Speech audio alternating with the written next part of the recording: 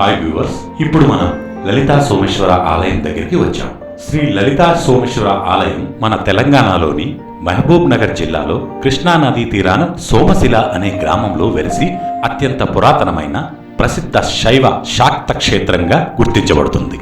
కృష్ణా నది పవిత్ర ప్రవాహం మధ్య శివశక్తులు ఐక్యమైన ఒక దివ్యక్షేత్రం, అదే మన సోమశిల లలితా సహస్రస్వామి దేవాలయం. ఈ ఆలయంలో పూజలందుకునే దేవుళ్ళు శ్రీ సోమేశ్వర స్వామి అనగా శివుడు మరియు శ్రీ లలితా త్రిపురసుందరీ దేవి అమ్మవారు ప్రధాన దేవతలుగా భక్తులచే ఆరాధించబడుతున్నారు.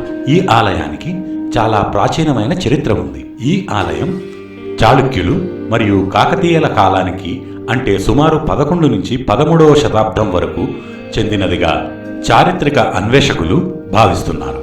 సోమశిల అనే పేరు ఆలయ శిల్పకళ, శివలింగ ప్రతిష్ఠా విధానం ఆ కాలపు శైవ సాంప్రదాయాన్ని ప్రతిబింబిస్తుంది. ఈ ఆలయానికి సోమశిల అనే పేరు సోముడు అంటే చంద్రుడు శివుని ఉపాసన చేసి విముక్తి పొందిన శిల అనే పురాణ కథ ఆధారంగా వచ్చినదిగా చెప్తారు. శివశక్తుల సమైక్యతను సూచించే పవిత్ర క్షేత్రంగా ఈ ఆలయానికి ఎంతో ప్రత్యేక స్థానం ఉంది. ఇక్కడ అమ్మవారు లలితా త్రిపురసుందరీ దేవిగా విరాజిల్లుతారు. ఈ క్షేత్రం విద్యా ఉపాసనకు ఎంతో ప్రసిద్ధి. కృష్ణా నది సమీపంలో ఉండడం వల్ల ఈ ఆలయానికి ఎంతో విశేష పుణ్యత ఉంది.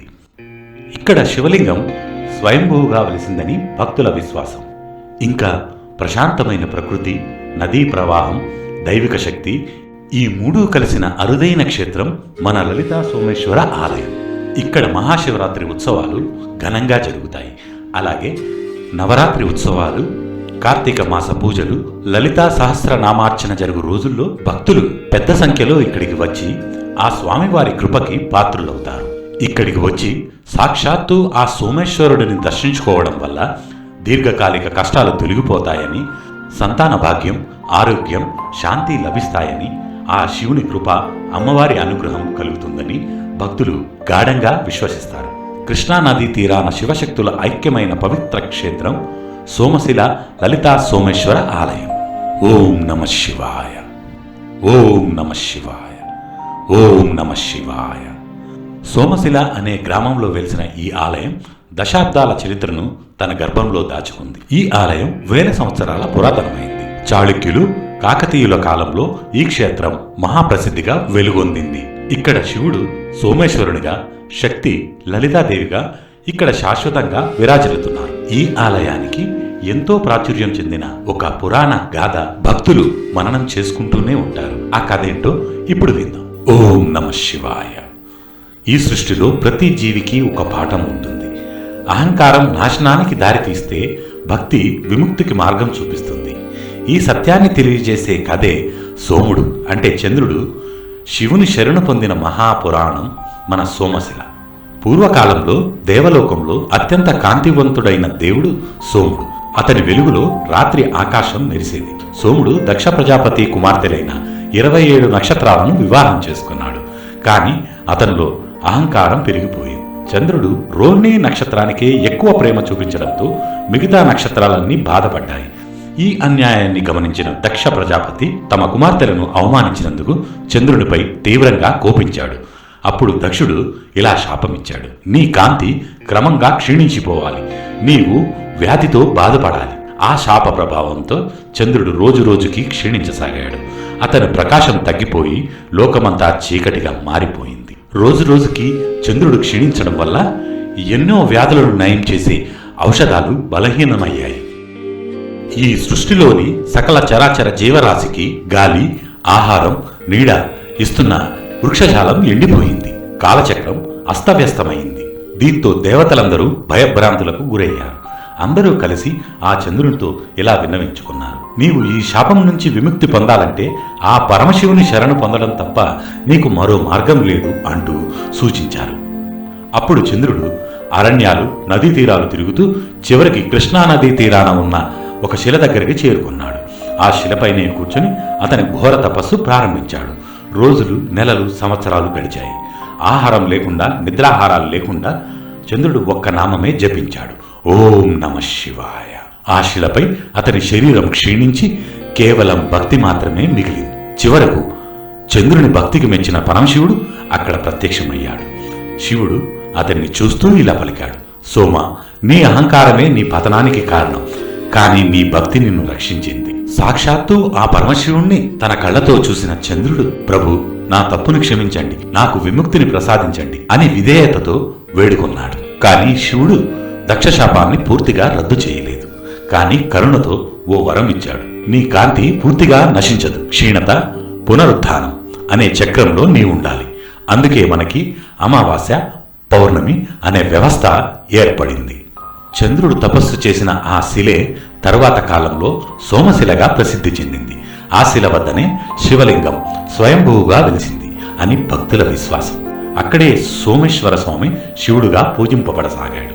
ఈ సంఘటన తర్వాత శివుడు చంద్రుణ్ణే తన శిరస్సుపై ధరించాడు. అందుకే శివునికి చంద్రశేఖరుడు, సోమేశ్వరుడు అనే నామాలు పుట్టుకొచ్చాయి.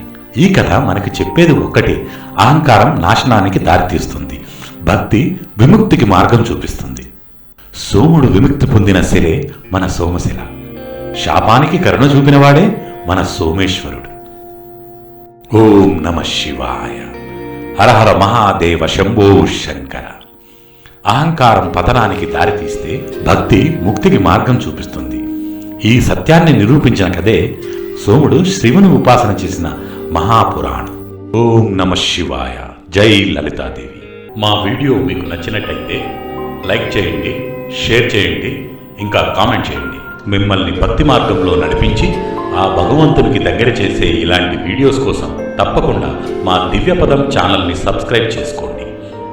Thank you for watching. Thank you for all. వాగర్ధామి వసంతృప్తౌ వాగర్త ప్రతిపత్తయే జగతత్పితరం వందే పార్వతీ పరమేశ్వరం. వందే పార్వతీ పరమేశ్వరం.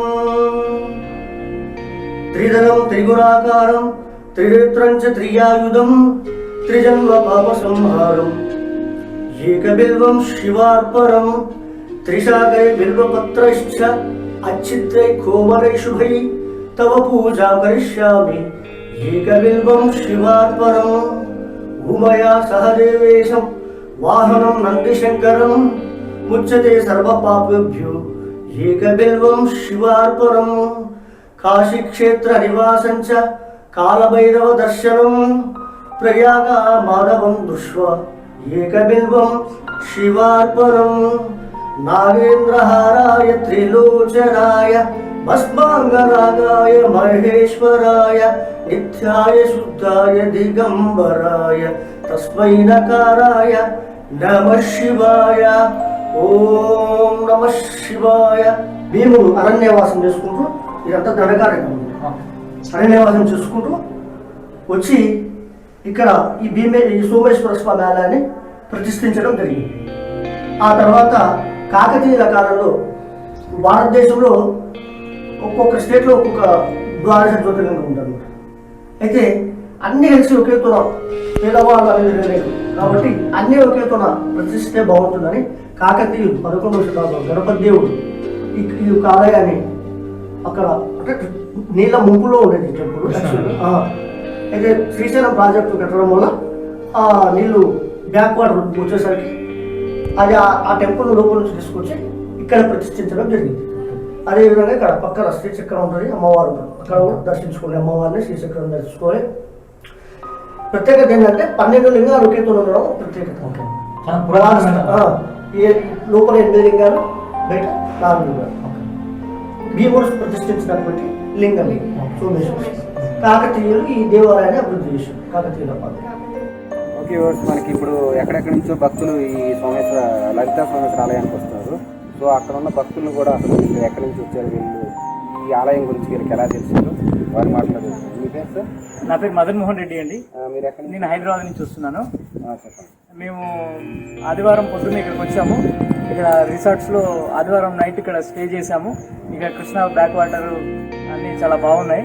నెక్స్ట్ సోమవారం పొద్దున్నే శివాలయం దర్శనం కోసం అని చెప్పేసి ఇక్కడ ఈ టెంపుల్కి వచ్చాము.